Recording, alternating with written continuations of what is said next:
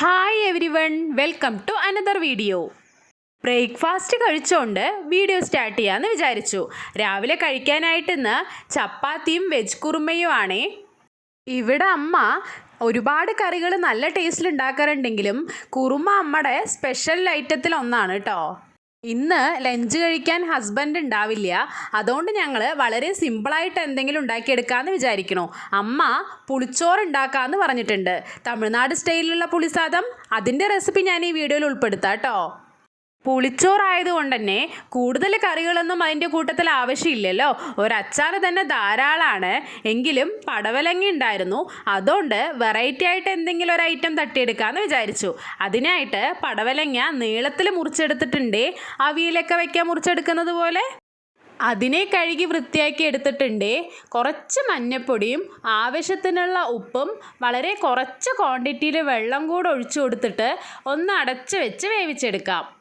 ഉച്ചയ്ക്ക് കഴിക്കാൻ ഹസ്ബൻഡ് വീട്ടിലില്ല എന്നുണ്ടെങ്കിൽ ഞങ്ങളിതുപോലെ ലെമൺ റൈസോ തക്കാളിച്ചോറോ പുളിച്ചോറൊക്കെ ആയിട്ട് എന്തേലും ഒരു ഉപ്പേരി ആയിട്ട് അങ്ങോട്ട് ഒപ്പിക്കും കേട്ടോ.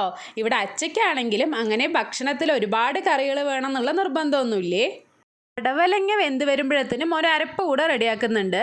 തേങ്ങയും ഒരു നുള്ളു ജീരകവും പച്ചമുളകും കൂടെ ഇട്ടിട്ട് ഒന്ന് ചതച്ചെടുക്കുന്നുണ്ട്. നമ്മൾ അവിയലിനൊക്കെ ചതച്ചെടുക്കില്ലേ, അതേപോലെ തന്നെ ചതച്ചെടുത്തിട്ടുണ്ട് കേട്ടോ. തേങ്ങ ചതച്ചെടുത്തതിനെ മാറ്റി വെച്ച് പിന്നെ ഒരു ചക്ക നേരാക്കാമെന്ന് വിചാരിച്ചു. ഒരു ചക്കയൊന്നും ഇല്ല കേട്ടോ, ഒരു കഷ്ണം ചക്കയാണ്. നമ്മളുടെ അടുത്ത വീട്ടിലുള്ള ആൻറ്റി തന്നതാ. നമ്മുടെ വീട്ടിൽ പ്ലാവൊന്നും ഇല്ല കേട്ടോ. ഇന്നത്തെ നമ്മുടെ ക്യാമറാമാൻ മോനാണ് കേട്ടോ.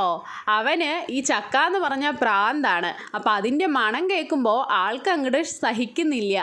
എന്നോടത് ശരിയാക്കി തരൂ എന്ന് രാവിലെ മുതൽ പറഞ്ഞുകൊണ്ടിരിക്കല. അപ്പോൾ ഒരു ഗ്യാപ്പ് കിട്ടിയപ്പോൾ അതുകൂടെ അങ്ങോട്ട് വൃത്തിയാക്കി എടുക്കാമെന്ന് വിചാരിച്ചു.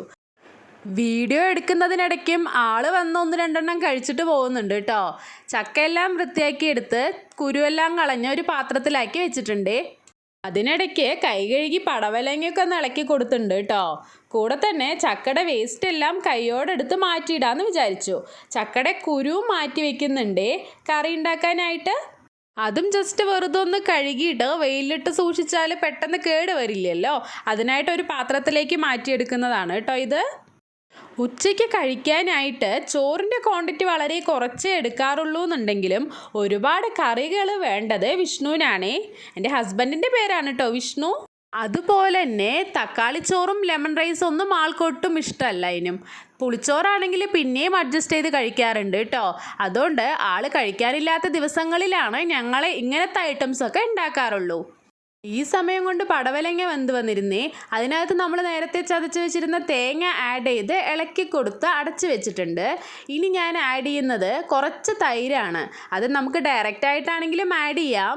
ഞാൻ മിക്സിയിലിട്ട് ജസ്റ്റ് ഒന്ന് കറക്കി എടുത്തിട്ടുണ്ട്.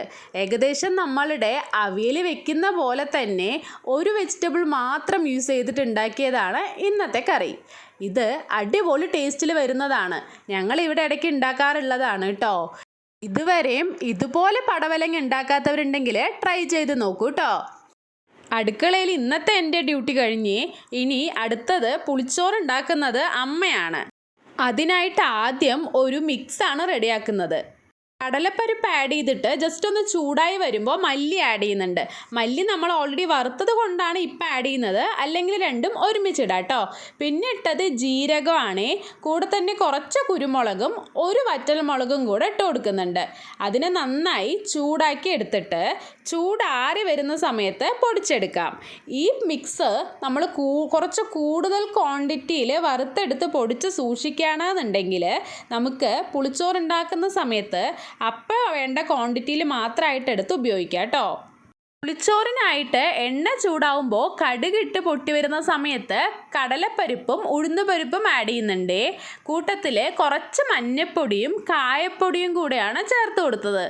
ആവശ്യത്തിനുള്ള ഉപ്പ് കൂടെ ചേർത്തിട്ട് പുളിവെള്ളം കൂടെ ഒഴിച്ചു കൊടുക്കുന്നുണ്ട്.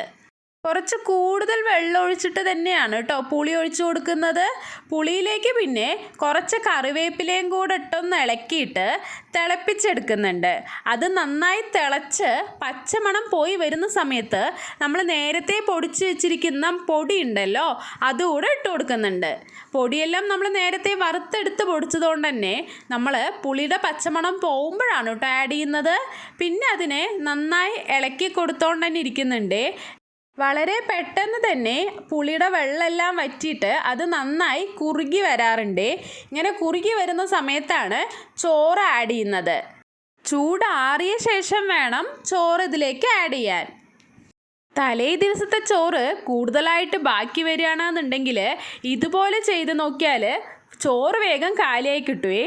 പുതിയ ചോറിലാണ് ഉണ്ടാക്കുന്നത് എന്നുണ്ടെങ്കിൽ ചൂടാറാനായിട്ട് വെയിറ്റ് ചെയ്യുകയും വേണം കേട്ടോ. മിക്സിലേക്ക് ചോറിട്ട് കൊടുത്തിട്ട് നന്നായി ഒന്ന് ഇളക്കിയെടുത്താൽ പുളിച്ചോറ് അല്ലെങ്കിൽ തമിഴ്നാട് സ്റ്റൈലിലുള്ള പുളിസാദം റെഡിയായി. ലഞ്ച് ബോക്സിലാക്കാനുള്ള എളുപ്പത്തിലുള്ളൊരു ഐറ്റം കൂടിയാണ് ഈ പുളിച്ചോറ് അല്ലേ. പടവലങ്ങ കൂടാതെ അമ്മ ഒരു മാമ്പഴം കൂടെ അങ്ങ് മുറിച്ചെടുത്തു. മാമ്പഴം ഉണ്ടെങ്കിൽ ഇവിടെ എല്ലാവരും ഉച്ചയൂണിനോടൊപ്പം കഴിക്കാറുണ്ട് കേട്ടോ. നിങ്ങളും കഴിക്കാറുണ്ടോ അതുപോലെ? അപ്പോൾ നമ്മളുടെ ഈ കുഞ്ഞു വീഡിയോ ഇഷ്ടപ്പെട്ടാൽ ലൈക്ക് ചെയ്യാൻ മറക്കല്ലേ. വീണ്ടും മറ്റൊരു വീഡിയോയിൽ കാണും വരേക്കും ബൈ.